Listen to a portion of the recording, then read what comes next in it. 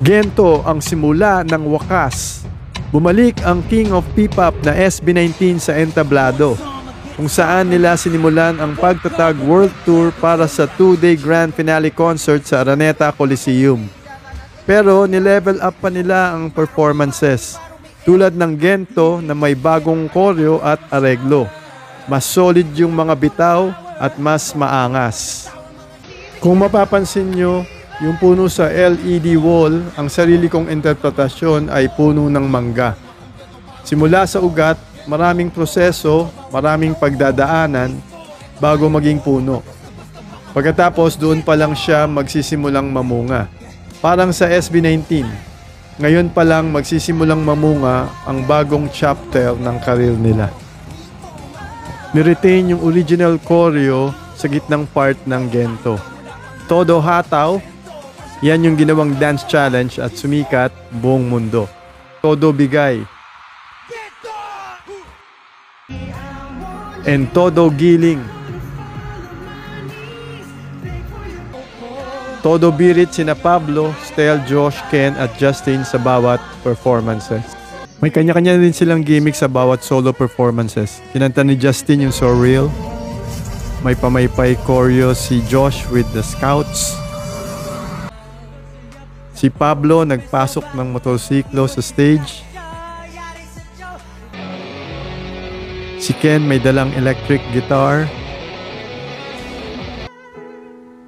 And si Stel kumanta kasama si Maestro Louie Ocampo.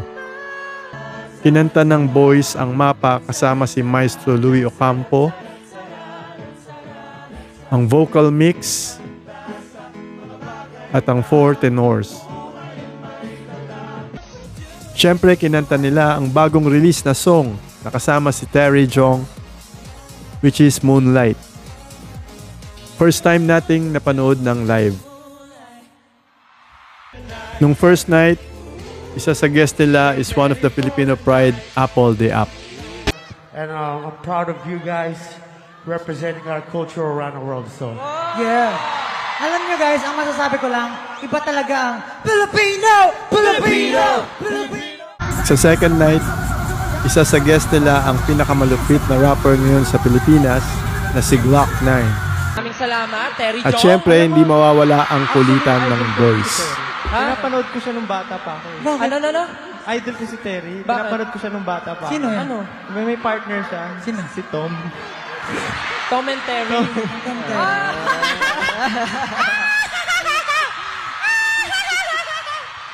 Ang galing.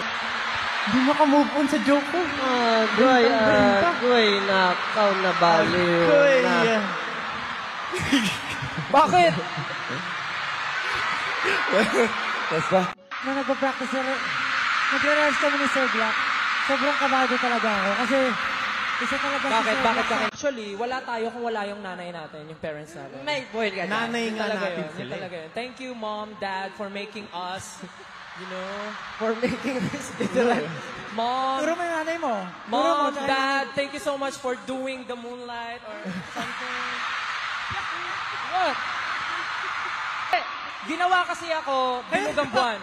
Ginawa ko bilugang buwan. Kaya siguro bilog na bilog din yung boses ko. Tama. At syempre, hindi mawawala ang Cream Zone.